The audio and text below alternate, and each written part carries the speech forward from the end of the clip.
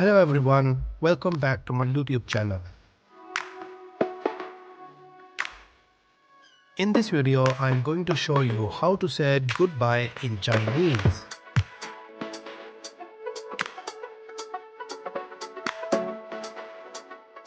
The phrase you need is Zaijian. Goodbye meaning in Chinese is Zaijian. How you can say? You can say Zaijian, which means again, and Jian, which means to see. So, Zaijian essentially means see you again. To say it correctly, pronounce Zai like Zai on a falling tone and Jian like Jen the point tone. You can use that Jian when parting with friends and in a conversation of saying goodbye in Chinese. Just practicing saying it and it will become second nature.